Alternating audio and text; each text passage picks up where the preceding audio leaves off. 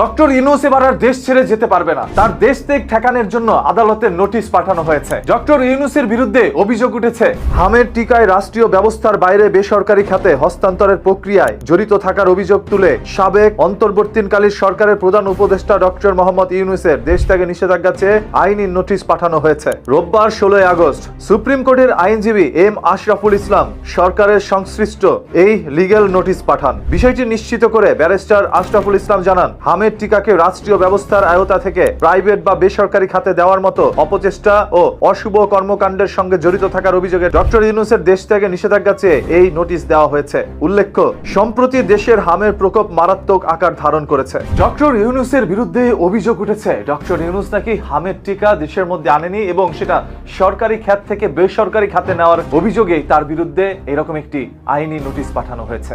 আপনারা জানেন, হামে আক্রান্ত হয়ে প্রায় 1000-এরও অধিক জীবন গিয়েছে। যদিও পত্র পত্রিকার মধ্যে লেখা হচ্ছে 803 জনের জীবন গিয়েছে। এই 803 জন পত্র পত্রিকায় থাকলেও আরো এরকম কত 800 জনের জীবন গিয়েছে সেটা তালিকাবদ্ধ নয়। ছোট সেই রঙিন দুনিয়া এসেছিল, মা বাবা কতই না স্বপ্ন দেখেছে সন্তানের কাছ থেকে বাবা ডাক শোনার জন্য।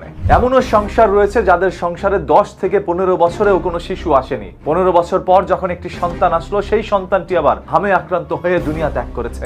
এর চাইতে কষ্টদায়ক আর কি হতে পারে? এই সকল জীবন কেন গিয়েছে, কার কারণে গিয়েছে, সেগুলো আসলেই খুঁটিয়ে দেখা প্রয়োজন। ডক্টর ইউনূসের বিরুদ্ধে তেমনই একটি অভিযোগ উঠেছে যে তিনি হামের টিকা দেশের মধ্যে আনেনি, এই কারণেই হামে আক্রান্ত হয়ে এত জীবন গিয়েছে। অথবা ডক্টর ইউনূস যেন দেশ ছেড়ে যেতে না পারে, সেই জন্য আইনি নোটিশ পাঠানো হয়েছে। হয়তোবা ডক্টর ইউনূস আর দেশ ছেড়ে যেতেও পারবে না। আপনাদের সবার কাছে শুধু একটি অনুরোধ করব, ভিডিওটি শেয়ার করে দেন। হামের টিকা কারা আনেনি, কেন আনেনি, কি কারণে গুলোর জীবন যাচ্ছে সেগুলো আগে তদন্ত করেন। সেখানে ডক্টর ইউনূস কেন, তার চাইতে ক্ষমতাশালী যদি কেউ জড়িত থেকে থাকে তাকেও আইনের আওতায় এনে সর্বোচ্চ শাস্তি দিবেন। এই যে হাজার খানেক যে জীবন গিয়েছে, ওই জীবনের বিনিময়ে সেই অসাধু মানুষগুলোর সর্বোচ্চ শাস্তি আমরা দাবি জানাতেই পারি। ডক্টর ইউনূস রাষ্ট্রীয় ক্ষমতায় ছিল প্রায় 2 বছরের মতো। তিনি কি করেছে এই জুলাই যোদ্ধাদের জন্য, তিনি কি করেছে দেশের জনগণের জন্য, সেইগুলো অবশ্যই দেখা প্রয়োজন।